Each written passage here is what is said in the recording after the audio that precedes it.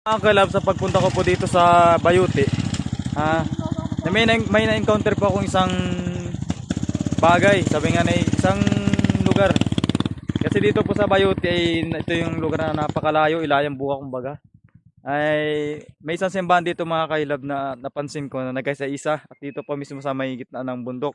So ngayon mga kailab, samahan nyo ako, mapunta ko dun sa taas at apakita ko sa inyo yung kung anong itsura. So ngayon kasama ko sila Tio Kurega, kasama ko dun sa sa simbahan. So mga kailab, tara samahan nyo ako at silipin natin kung anong itsura ng simbahan na yun. Pero sabi nila mga kailab ay yun daw po ay nasimbahan pa. Pero parang nakakatakot wari dito eh. Mga kailab, samahan nyo ako. Silipin natin yung simbahan na nag-isa-isa dito sa Barangay Bayut. Ano pong barangay ito? Baliis. Ha? Baliis. Baliis pa po mga kailab. Hinapulan. Hinapulan po. Yan. Darat po sa mga taga Hinapulan dyan na nakakilala sa akin. Ayan. Silipin ko lang po yung simbahan ninyo. Tandaan mga kailab. Yan. Medyo matarik lamang.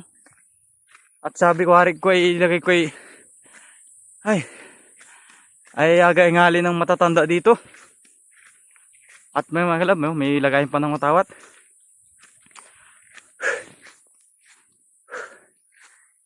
Pero napakaganda naman dito. Nasaan ba po ito talaga dito? Sabi nga ni, pag may yung Uber ka, punta ka din. Ay na, tagtagang ng Uber.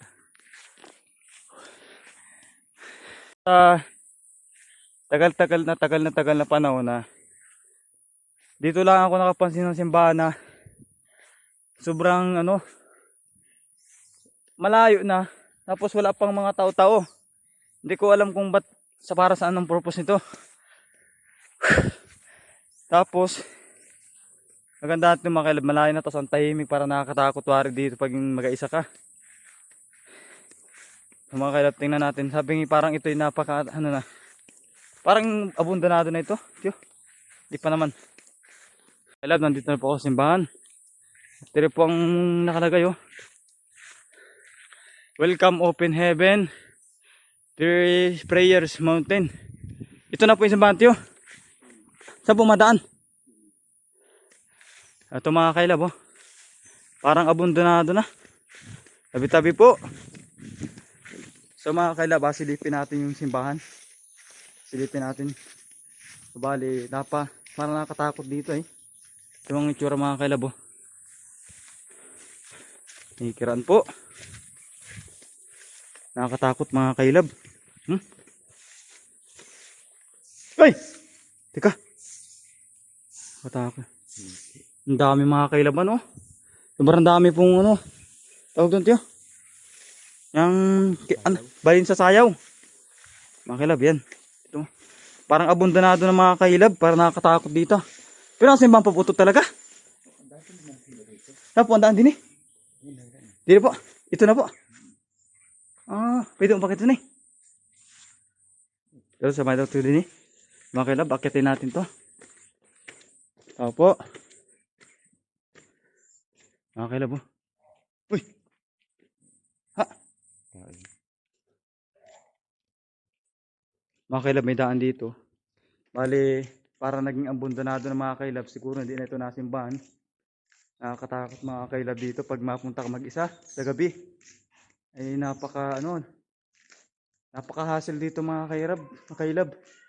Uy! Pusa. Mga kailab, silipin natin. Tabi po. Aling tikang tiyo may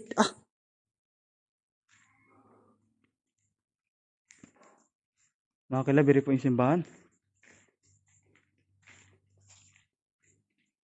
Siguro mga kailab, sa tagal na panahon po, wala na nagasimba dito. Pero may mga pusa dun mga kailab. Ayun, maliliit, nagaganda. Pero tiyo, may nakatira po dito.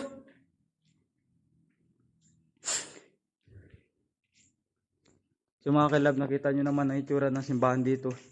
Pero hindi na po siguro ito nasimbahan mga kailab, sapagkat sobrang hassle ng daan. Pero kung tuloy ito, ay maganda naman kasi parang nakakatakot. Mga kailab, yung sign niya, sign of cross. So paano mga kailab, ayun, napakita ko naman sa inyo kung yung simbahan na nag-isa-isa dito. Naging concern na ako mga kailab dahil ito ay biruin mo, napakalayo itong lugar na ito. Tapos nag-iisa-isa itong simbahan na to. Tapos kita pinuntahan ko nga yun, napakatakot mga kailab lalo pag gabi. Pero sa mga vlogger po dyan na malakas ng loob, gusto nyo po puntahan natin ng gabi. Sabi nga challenge kung may magkaparamdam talaga. Pero marami pong nakakapagsabi na may nagkaparamdam po dito. Pero gusto kong malaman yun. At so yun mga kailab, kami po ipauwi na. Continue natin ang ating vlog sa ilog naman. Yan. So yun mga kailab, nakita nyo naman po siguro yung simbahan. Naging ano bang tawag doon? Abandonado ba? Dito pa no? Naging abandonado na mga kailab. So ang ano na, maganda siya sa front, sa unahan. Pag ating na mga kailab, maganda sa front. Pero pag nilapitan mo, makakatakot yung loob mga kailab. Naging tirana ng mga hayop. Ayan. Sobrang hassle pa ng daan mga kailab. Sabi ko nga nung una, pag mga matatanda ang simba dito, hindi na magapumilit.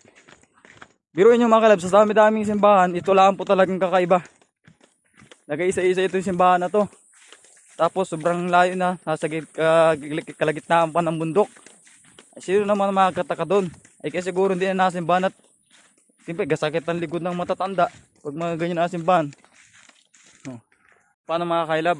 Bale kung kakaroon ako ng part 2, siguro mga alanganing oras na yung mga alas 5. Gusto ko ma-experience sa puntahan dyan ng mga gabi. Magpasama na lang ako sa dito, Kalatio, Kore. Sa mga taga rito, magpasama ako at tingin ko kung gusto ko maka-experience ng bagay yung mga nakakita ng mga kababalagan. Tingnan natin kung kung may nagaparamdam talaga. So yun mga kailab, paano? Next natin ay sa ilog naman.